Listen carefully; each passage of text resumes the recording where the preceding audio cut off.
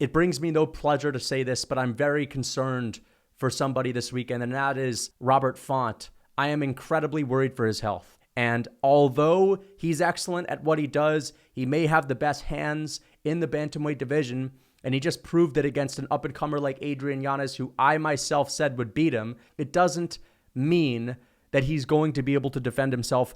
And I am very concerned because I believe that we're going to see Rob Font catch a flying knee to the chin. And I think he's either going to look like the Elephant Man in this fight, or he's going to go out there on his back looking up at the stadium lights, wondering why he got in there in the first place. Because Robert Font is in for a rude awakening. And I believe the moment he signed that dotted line to fight Cory Sandhagen was the moment that he'll be looking back at for the rest of his life, saying, why the hell did I do that? Cory Sandhagen, guys. We've seen this guy go from someone that was making shitload of mistakes on the ground, having a massive hole in his game, which was, of course, giving up his back to Aljamain Sterling, and also having some flaws against Petr Yan in the striking, to basically going out here trying to implement a GSP style of fight. And he just takes so many wrinkles from other fighters' games and establishes them perfectly into his. And I believe that Rob Font is a bit of a simpleton. Now, once again, some of the best hands in MMA, he's proven this. He's gone out and he KO'd Adrian Yanez, who a lot of us were saying was the up-and-comer, best boxer in the bantamweight division potentially. Rob Font went into that fight and posed his will and shut all the talk down. However, I've looked at a lot of the finishes and big moments that Rob Font has had in his career, and they're usually against pretty stationary opponents. Even in the Jose Aldo fight, a fight in which he lost, he was having success because Jose Aldo tends to be a little bit of a stationary guy. He has that Muay Thai stance. He's not really moving around the octagon. Marlon Moraes, look at the finish that Rob Font had over him. Marlon Moraes is just sitting there in front of him, waiting in the water as if he's daydreaming. I don't even know what the hell he's doing. But Cory Sandhagen's a different beast. But Rob Font is also prone to getting taken down. And this is something that we've seen from Cory Sandhagen in his career as well. Guys, although Rob Font is excellent, although Rob Font has a way to win this fight, I just think it's incredibly limited. All right, Rob Font has to put Cory Sandhagen on the back foot. He has to have early success, and he's got to take away the base of the Sandman. And by that, I mean he's got to kick the shit out of his lead leg. All right, there's been one man that's been able to outstrike Cory Sandhagen in MMA, and that was Petr Yan. Now, what did Petr Yan do? We know that Yan's a slow starter. We know that Yan likes to make his reads, but there was one thing that Petr Yan did early on in the Sandhagen fight that was not really slow. It was not tentative. No. Yan went in with a game plan in the first round and established it right away. That was chop the lead leg of Cory Sandhagen, hit him hard. He was not only throwing low kicks, he was throwing stomps to the knees of Cory Sandhagen. And he threw about 11 of these kicks in the first round, all hard. I believe like 8 of them were hard low kicks and 3 of them were knee stomps. In the second round, he threw 7 hard kicks again at Cory Sandhagen, and that eventually slowed Sandhagen's movement down a little bit, made it more labored, and then in the third round, we saw Petr Yan start to dominate. We saw Petr Yan start to take over. Does Rob Font have the ability to do that? Because I just listened to a Rob Font interview that Rob Font gave about 6 days ago, and he had mentioned Cory Sandhagen's strengths. He had mentioned that he has to take away his movement. The lateral movement were his words. That's where Cory Sandhagen is really hard to get to. Which is a lot, the footwork, the lateral movement, the long range weapons. I got to break his rhythm quick. I got to make sure he never gets into the fight. And for a boxer like Rob Font, he wants to nail someone down and have them kind of sitting right in front of them so we could start to tee off with combinations. And in order for him to do that, he's got to take away the legs of Sandhagen. I believe that he's smart enough to go back and watch that Petr Yan fight, especially if you can draw similarities between yourself and Yan, because a lot of people look at Yan's boxing and we really respect it. I would say that both of these guys are some of the best boxers in the bantamweight division. Rob Font knows this. He knows that that is the one guy that's outstruck Sandhagen, and he's going to try to go in there and implement a very similar game plan, which is to take away the legs of Cory. It's to chop them down. However, the difference between Rob Font and Petr Yan is, at the end of the day, dude, Rob Font's got some old man leg kicks with no sting on them. All right, that's the difference. I don't think he's the same kickboxer as Yan. I don't think he's got the same ability to hammer home a nasty switch body kick. And this is another weapon that Petr Yan was going to. Every once in a while, he would hammer the body of Cory Sandhagen when he would switch stances with a body kick. And Rob Font, although he knows that there's a little bit of a blueprint to use to take away Sandhagen's movement, I just don't think he has the same technique. I don't think he's got the same potential and ability to take those same weapons and recreate them as successfully as Jan, because Jan is so explosive. Jan is so perfect and crisp with the way that he throws those kicks. And he's a guy that also has the ability to mix it up throughout the fight. I mean, Jan really had a kick-heavy approach early on. We rarely ever see that from Rob Font. Okay, we don't really see him kick a lot. And when he does, him and Calvin Kattar, the guys that train at that gym in Boston, bro, the New England Cartel gym, they have some of the weakest low kicks, the weakest leg kicks I've ever seen. So we are going to see him try to go out there and make it a point to kick early. But I don't think it's going to work so well because I don't think it's going to be that damaging. And because he doesn't have the same speed and the same ability to throw a perfect, crisp technique, because he's also used to doing it, because that's one of Petr Yan's best techniques, low kicks and body kicks, they're going to be more telegraphed. And because they're going to be more telegraphed, it's going to open up a lot of attacks for Cory Sandhagen to shoot straight down the pipe. We're going to see a lot of right hands or straight lefts when Cory Sandhagen realizes that Rob Font is turning his hips into a kick.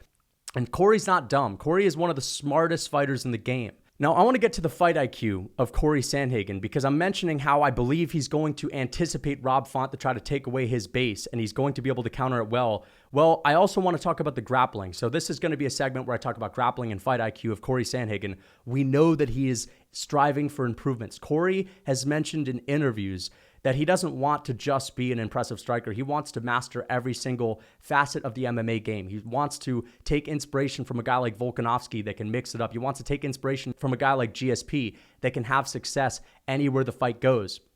And we've seen him trying to establish this more and more ever since he got humiliated by Aljamain Sterling, where he got his back taken and choked out. He's made a point to work on his grappling. We saw this in the Chito Vera fight, where the first thing he did was he took Chito down. You know what I mean? And he started raining down elbows. He got into a half guard position. And this is not just Cory Sandhagen holding a strong position and just kind of wearing them down and that's it. No, he was trying to do everything in his power to damage Chito Vera, to be the first guy to cut him open. And that's another thing that I have to mention. When Cory Sandhagen gets the upper hand in fights, when he starts to have momentum, he's trying to hurt you. He's trying to take it to you. He's trying to impose his will. He's not just fucking riding it out, man. He wants to hurt people. We know that that is something that he's really kind of made a point to do ever since he got embarrassed again by Aljo. He felt like he wasn't switched on enough. Now he enters fights and he's really switched on and he's there to fuck you up. So back to his grappling, he takes Chito down, he gets in half guard, he postures up, he starts raining down these elbows, nasty elbows. And I think he hit Chito with like 30 or 40 elbows in the first couple of rounds by wearing him down on the ground. Now Chito has some thick hide. I don't know, he's got the thickest skin on earth. And we know Rob Font don't have that. Rob Font's got the Elephant Man look waiting to come out. We saw him look like the Elephant Man after getting tagged by a couple of shots from Chito. You know, his face has this wear and tear, all the scar tissue. And I believe that if Cory gets him there, we're going to really see Rob Font wear that damage. And he ain't going to wear it as well. Chito just doesn't get affected. But back to the IQ of Cory Sandhagen. He takes Chito down, smashes him with elbows. In the third round, Cory Sandhagen starts chipping away on the feet. He slowed Chito down a little bit. He's frustrated him. He's established that in the mind of Chito that now this guy can level change. I have to worry about that. Cory Sandhagen is mixing it up on the feet as he always does. He gives you so much to think about. Fourth round comes out and Chito Vera's coaches are saying, bro, you have to start walking this guy down. We've lost the first 3 rounds. You have to take it to him. You need a finish. And what does Cory Sandhagen do? Cory Sandhagen immediately shoots on Chito Vera in the 4th round. And Chito stuffs it. Chito had much more urgency in that round. Cory Sandhagen gets a takedown stuffed. Okay, Chito Vera is going to start walking him down. Cory knows this. Cory is a very smart fighter that can't be standing with a very urgent Chito Vera for a long period of time because that opens you up to getting hurt. What does he do after getting the takedown stuffed? He shoots another takedown, gets it stuffed. He shoots another takedown. So he starts just wearing on Chito Vera, pushing him up against the fence, just making it an incredibly physical fight early on in the 4th round. And the reason why this is testament to his fight IQ is because, again, Cory Sandhagen went to the grappling early. He slowed him down, had a lot of success in the 3rd round, started picking him apart. And he knows that Cheeto's going to have more urgency and he's going to have more pep in his step. And like, okay, let me just continue to make it a physical fight. Let me continue to frustrate him. So now we're a couple minutes into the 4th round and I've made it physical. I've clinched a whole lot. I've shot a bunch of takedowns. I'm trying to tire him out after he took that 1 minute break in between rounds. Now I can start chipping away once again on the feet. And I believe that Cory Sandhagen is going to be shooting takedowns at the right time in this fight. And we talk about Rob Font. Rob Font has been out-grappled plenty of times in his career, like against Jose Aldo, for example. A lot of us remember that fight as a moment in which Jose Aldo had just kind of dominated him on the feet for the latter half of the rounds, but that wasn't the case. Rob Font had a lot of success against Jose Aldo in that fight in the striking. Now remember, keep in mind, Jose Aldo is a completely different striker than Cory Sandhagen. He's very stationary. He's got the Muay Thai stance. Now he's got great head movement. I would say better head movement than Cory Sandhagen. He's got more power in his hands than Cory Sandhagen. He's a little bit quicker twitch than Sandhagen, but he was getting teed off on because he's a bit of a more stationary guy. And Jose Aldo is not the highest output motherfucker that you could think of. You know what I mean? Well, towards the middle of that fight, Jose Aldo started dropping Rob Font. You know, he dropped him at the end of the first round, but he started dropping him. And as soon as he would hurt Rob Font, he would go to the grappling. He would take Rob Font down and he would just ride out the rounds in half guard or full guard. And basically he had, like, I would say close to 10 plus minutes of control time on Rob Font. And this is Jose Aldo. This is not a guy that's really used his grappling a whole lot in MMA other than stuffing takedowns and using it defensively. And I believe that Cory Sandhagen is going to look at that and say, okay, this guy's been controlled by other fighters before, by a striker like Jose Aldo. I've been using my grappling. I've been using my wrestling. I just took a big, strong guy like Chito Vera down. And I do not think that Rob Font has the skills off of his back to really threaten Cory Sandhagen. And let me just again mention the improvements of Cory Sandhagen. At the beginning of Sandhagen's career, a big issue that he had was he always went for finishes on the ground, right? And this is why he would constantly give up his back, is because he would go for the high risk, high reward situations. Let me try to find a submission as soon as I hit the mat. Let me roll for a leg lock. Let me roll for an arm bar. And ultimately he paid when he fought Aljamain Sterling. But what I've been seeing from Cory Sandhagen recently is an ability for him to kind of stay composed on the ground and not just go for a finish down there, to establish control first, to basically secure someone in a really good position and then work towards some ground and pound and then damage them a little bit. And he didn't really go for any submission attempts against Chito Vera, which was actually, in my opinion, a pretty good thing. And again, there are just so many moments where people are able to take Rob Font down. But now that Cory Sandhagen has the IQ and has the technique to kind of control someone on the ground and realize that he shouldn't just overexert himself and work towards a finish when it's not necessary, I think that he's going to make it happen. Like, again, Rob Font was taken down multiple times by Jose Aldo and out-grappled. He was taken down multiple times by Cody Garbrandt, and Cody Garbrandt nowhere near the same IQ as a guy like Cory Sandhagen. For sure, he's a very powerful wrestler. He's got strength, more strength than Cory, but he's not the smartest guy, and he has never really showed to have the best ability to control people on the ground for long periods of time. And I believe that Cory Sandhagen has been working heavily towards that.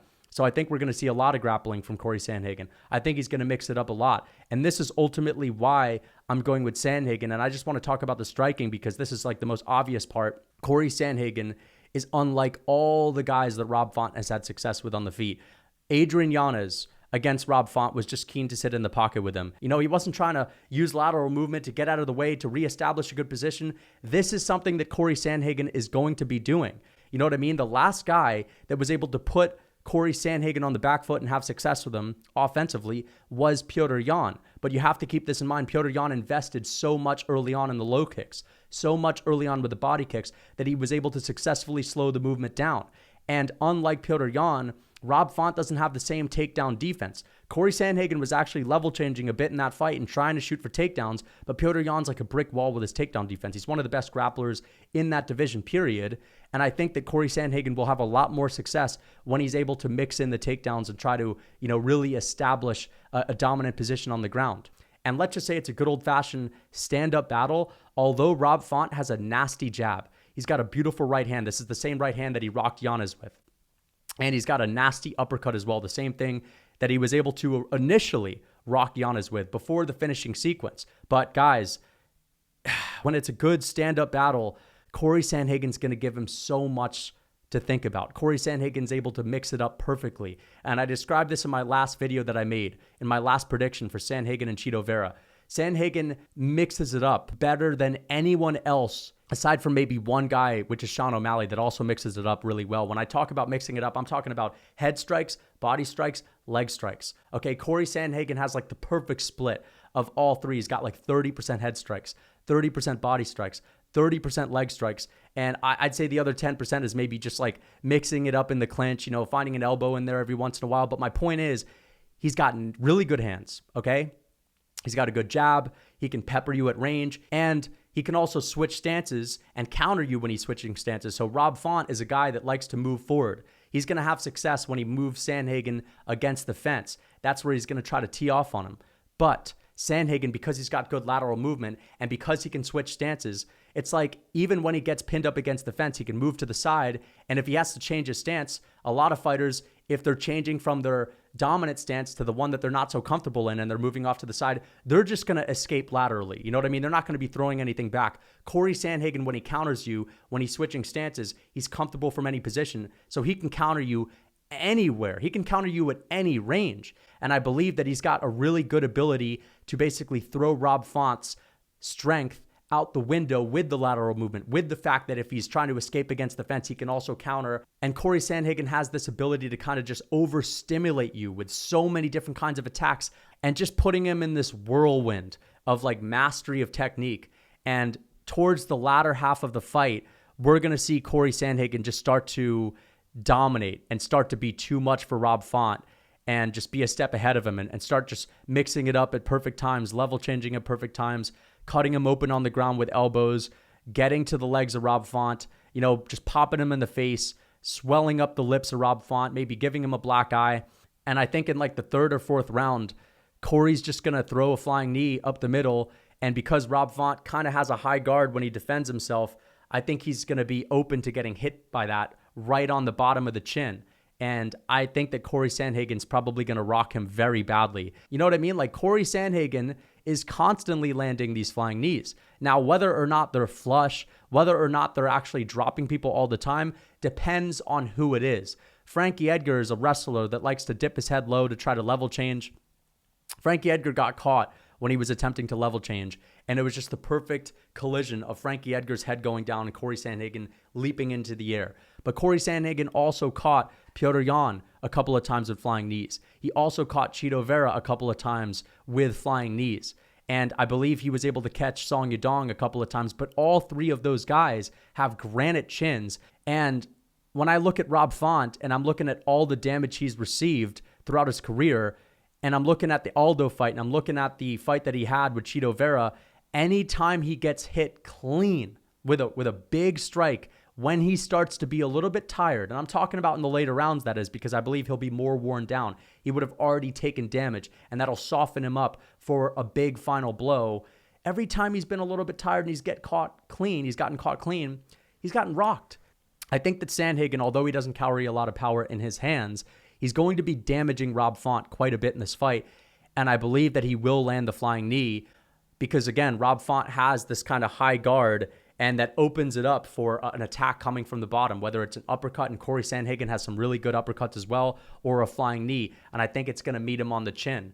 So I'm actually going to pick Cory Sandhagen to hurt Rob Font with a flying knee in this fight and TKO him, okay? Because, again, I understand that Cory doesn't have a lot of pop in his hands, but it's the other limbs that you have to worry about. It's the flying knees. It's the spinning wheel kicks. It's the question mark kicks, which can come as well. And I think he's really going to put on a masterclass. Rob Font likes basic guys that are going to sit in the pocket with him and trade. You know what I mean? Like Adrian Yanez is someone that's going to try to sit in the pocket and trade. Jose Aldo, yes, he won the fight, but he did take a lot of damage because, again, more stationary, likes to sit in the pocket, likes to kickbox, likes to have a little Muay Thai battle. And for Rob Font, that's something that can go his way, but he still took a lot of damage in that fight. Chito Vera, low output, a little bit of a plotter as well. So that's going to be my prediction, guys. I think I'm going to go with Cory Sandhagen, third or fourth round TKO. Let me know what you guys think. Again, I know that Rob Font can have a lot of success. We've seen Cory Sandhagen get picked apart by a guy like Petr Yan, who's got really good hands, that's able to put Sandhagen on the back foot. And we know that Rob Font, when he's marching forward and he has someone on the back foot and he gets in boxing range, he can really tee off on someone. But I think that Sandhagen's just so smart. He's so unpredictable. He can mix it up well. He's got the perfect split of head, body, and leg strikes. He's got the ability to level change. And although Rob Font is prepared for it, and although Rob Font is expecting it, actually turning the tide and doing well against a prime Cory Sandhagen who is 31 years old, where Rob Font is 36, is going to be very difficult. This is a Sandhagen at this point in time that has basically got the perfect balance between wisdom, learning from his mistakes, still improving, still being eager to improve, getting better with his weaknesses, and a guy that is still incredibly talented, that already is a step ahead 99% of other people on the feet to begin with. And let me just mention this again. He's got a great chin. Like, Cory Sandhagen's got a granite chin, man. I've seen this guy take massive shots from Petr Yan in their fight. And Petr Yan dropped him. He did. But after that one moment where he dropped him with like a spinning back fist into a hook, he didn't drop him after that. He didn't hurt him after that. We saw in the 5th round a tired Sandhagen get clipped with a couple of flush head kicks. The second head kick being a spinning kick to the dome. I think he's just got this really good ability to take damage. And Rob Font, although he didn't take damage in his last outing, I know that when he gets cracked by the right shot, the one that he might not anticipate, which is going to be a head kick from Cory or a flying knee, he's not going to wear it well. So I'm going to go with Sandhagen. Let me know what you guys think in the comments. Until next time. What's up, guys? It's Lucas Tracy MMA, and I'm wondering if you're trying to look like Yoel Romero. Well, if you don't have his genetics, that's impossible, but I could at least help you get halfway there with my ultimate lifting program, and if you're a beginner, my novice lifting program. These are programs that I've used my 9 years of experience in the gym to make so that you can put on as much muscle as possible in as little amount of time as possible. And it'll also give you a variety of workouts so that you never get tired of the gym. So if you're interested, click the link in my description. And for a discount, use code MMA for 30% off.